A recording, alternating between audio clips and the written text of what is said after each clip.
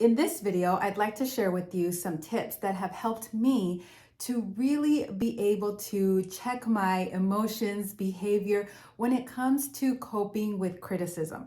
It's that time of year where we always joke about, well, don't bring up politics or religion. And now we have a slew of other topics that are hot button issues that we say don't talk about it during family gatherings. It's sad to think that way and how divided we have become. It's obviously due to a lot of different factors that we cannot control. So what we can control is how we perceive things, our thoughts, our emotions, and therefore our actions. And of course, if this is of no interest to you, just go ahead and X out of this video. But I think as homeschoolers, there's another level of criticism that we have to face as well when it comes to our parenting, things about homeschooling, how we're homeschooling. There's so many different things. So I think these tips can just apply to anyone in general, but specifically my audience here on YouTube. So let's get started with my best tips on how to cope with criticism.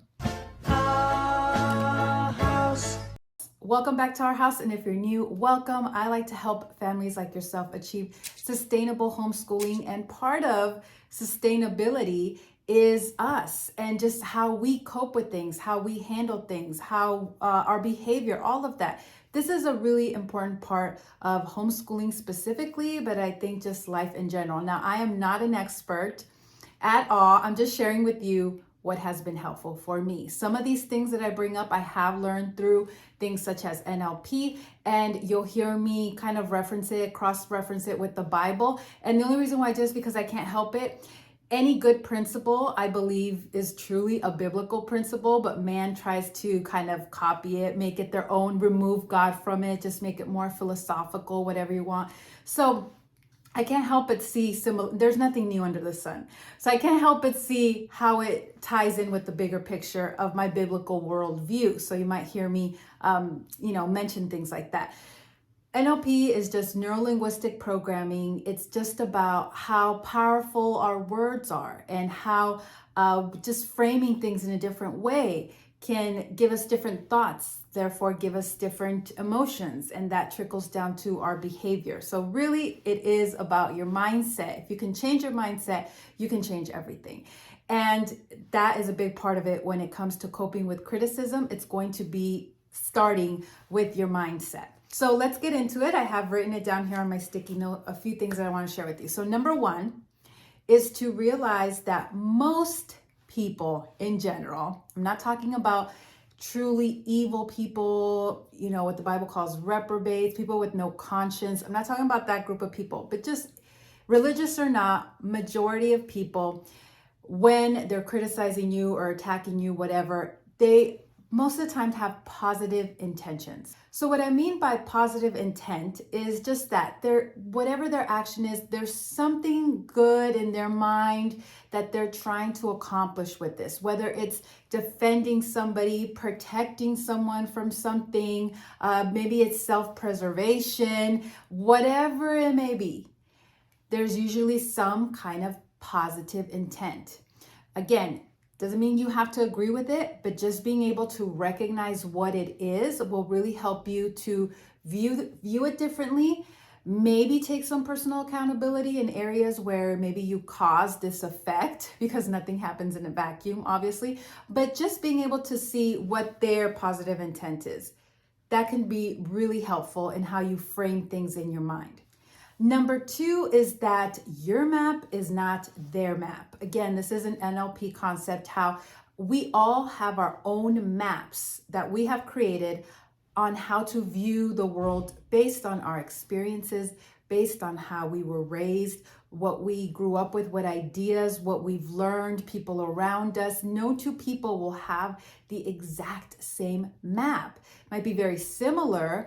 There might be changes, you can change your map, but really everybody has a little bit of a different map. No one has the complete map except God.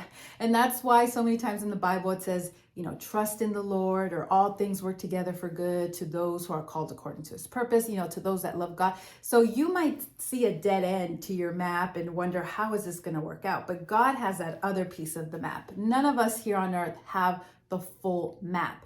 So just being able to realize that. And so when you have a conflict with someone else or someone else is criticizing you, understand they don't have your map. You know, like that saying goes, there but by the grace of God goes I. That could be you if you had grown up in that same way, you know, gone to those schools, institutions, whatever, experienced those traumas, anything. So just keep that in mind. Your map is not their map is not your map, and no one has the complete map. And do keep in mind that people can change their map.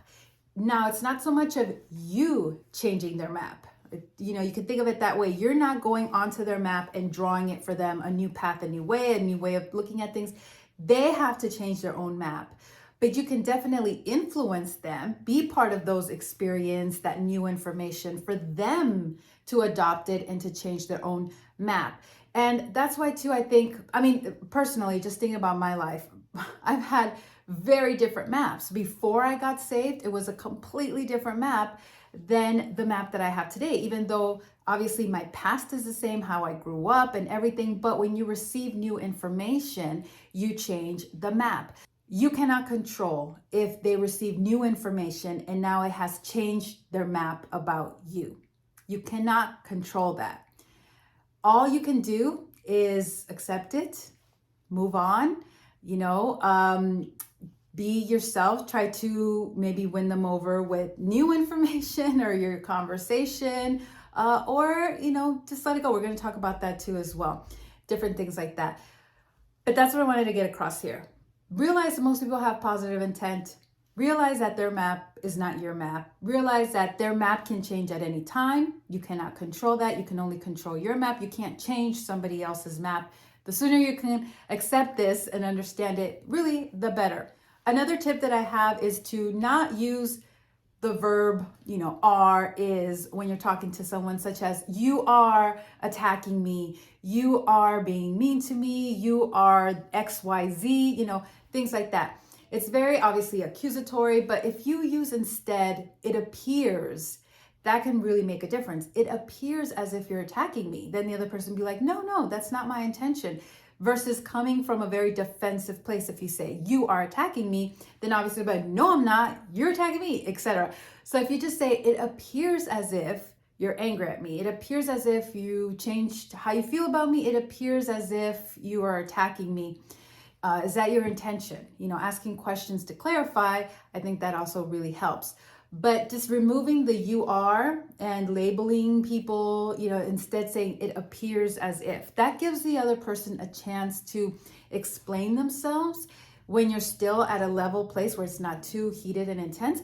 And it also just gives the person a chance to save face. And I talked about this before. I think it's really important to let people save face. If not, you really sever the ties of any possible reconciliation, I think, you know, because people are stubborn and they're prideful, and that's how we are. So it's a lot harder to apologize and ask for forgiveness and make restitution than if you just let people save face a little bit. And, you know, it appears as if you did, oh no, that's not what I was trying to do, and this is what I was trying to do, and then you can come to a place of reconciliation.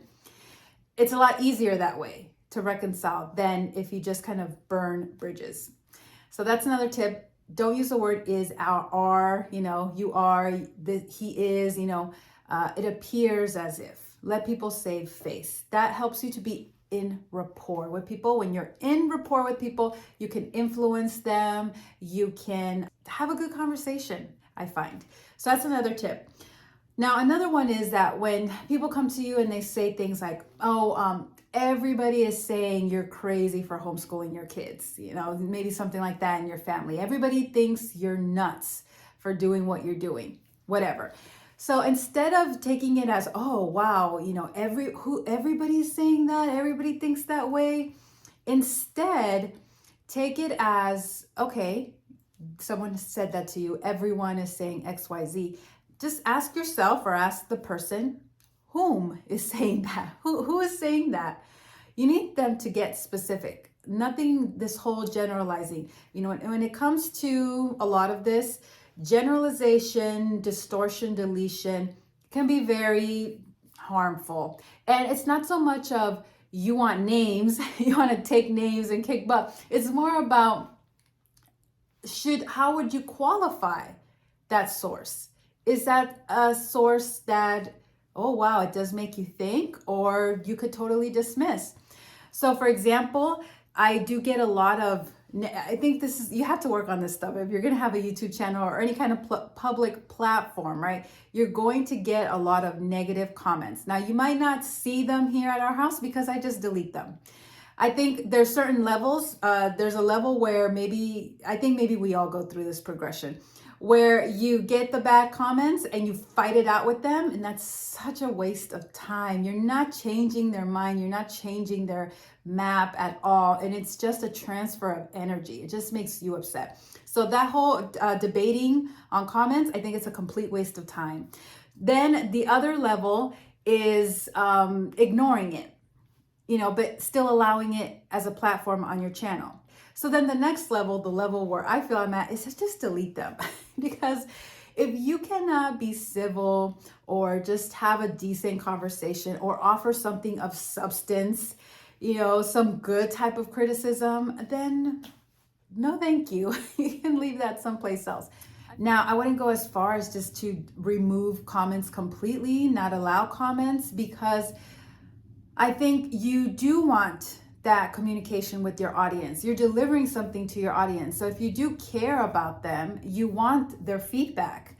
Feedback is a great gauge as to what, is connecting with people, what they need more of, what they need less of, and stats are one way, but comments are just a much better way.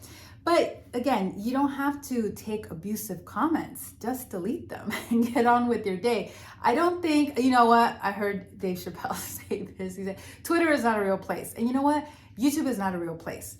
This is a real place, the real world, right? But this little construct that we've made here with YouTube and this, yes, we can build relationships and friendships, but at the end of the day, this is not a real place. So you don't have to accept everybody in your comment section. Like you don't have to accept everybody in your home. So again, if someone is saying, well, everybody's saying this about you, or if you're getting a flood of comments, XYZ about you, you have to ask yourself about who the source is. Do I value what this person thinks? If it's some anonymous YouTube troll, heck no, you don't care what they think. They don't know you in real life.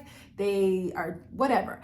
So, but if it's somebody who you really look up to, who you trust their judgment, has been influential in any way in your life, whether it's a friend, a family member, etc., then yeah, maybe you would take, it doesn't mean that you have to agree with it or adopt it. Again, nothing's going to make you just change your map like that. You have to adopt it and make it your own, at least if you want it to be real. If you don't want to be just a flake about stuff, well, but just take it, you could just take it into consideration. Doesn't mean you have to agree with it, but just, take the feedback. Again, nothing happens in a vacuum. We are all responsible with what effects that we cause, etc. But yeah, just qualify it with whom is saying that. Do I value what that person has to say? Doesn't mean I have to agree with it and change, but definitely you can weed out like 99% of the criticism that you get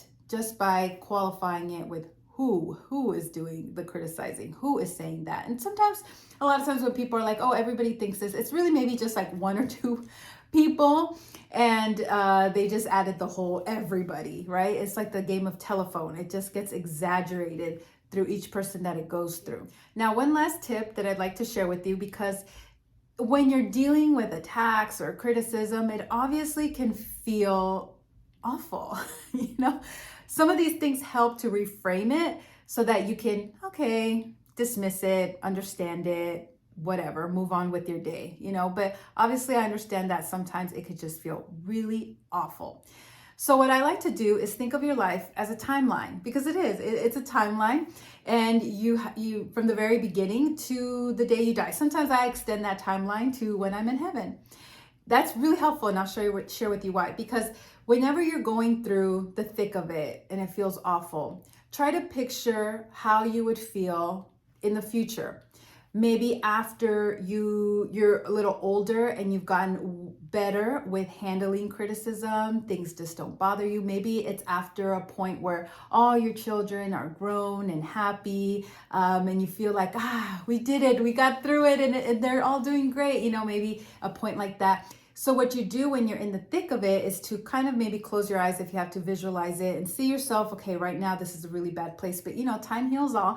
Fast forward to a different time when maybe, if it's like a parental conflict and your parents are getting older near the end and you're in a good place, then most people, they kind of make peace and accept and forgive, as you get closer to the end. How good would that feel? So try to, when you're in the bad moment, think about how you would feel at that future point. And instantly, it makes you feel better now. And you can almost take those feelings with you from the future back to the present. I'm thinking all these back to the future things. So being able to think about that, how you would feel in a future time, will kind of just give you a little more peaceful feeling. That, or think about how God has gotten you through past trials. So think about how good it would feel in the future after you've just kind of been past all this and God took you through it and you're at peace. Bring that feeling back to here. There are still a couple things that trigger anxiety for me. And so what I like to do is take it really far into the future and think about how I will feel in heaven, when I don't have to worry about these earthly things anymore, when I won't have those fears, that anxiety. And I think about how good that would feel and how probably, I don't know how we'll think when we're in heaven in our new bodies, but maybe I would look back and think, oh, that was just so stupid, or that went by in the flash of vapor, Our whole lives is like a flash of vapor, but especially that window, that was nothing, that was just such a short period of time. Why did I let it bother me so much? Life is so short. So just being able to put myself in that future reference point and how I would feel and how I would look back on this moment, it really does help to then come back to this present moment and view it in a totally different way and feel about it in a totally different way, in a much better way, in a positive way. So those are my tips that I have found to be extremely helpful, and if you could teach some of these things to your kids, I'm sure it will be helpful to them as well. If you enjoy this type of video, please give it a thumbs up and let me know in the comments below. I appreciate your feedback. I know I don't like leaving reviews, or I never really leave comments anywhere, and I watch a lot of videos, so I get it. But that feedback to whoever you like watching on YouTube is very helpful. So thank you so much for watching. I hope you have a great holiday season. Enjoy that time with your loved ones. Don't sweat the small stuff. Don't let others rob you of your joy. All those cheesy sayings. It's just so true. I hope these tips will help you to be able to enjoy time with friends and family. And just in general, coping with criticism, because it's just part of the human experience. Thank you so much for watching, and I'll see you in another video. Bye.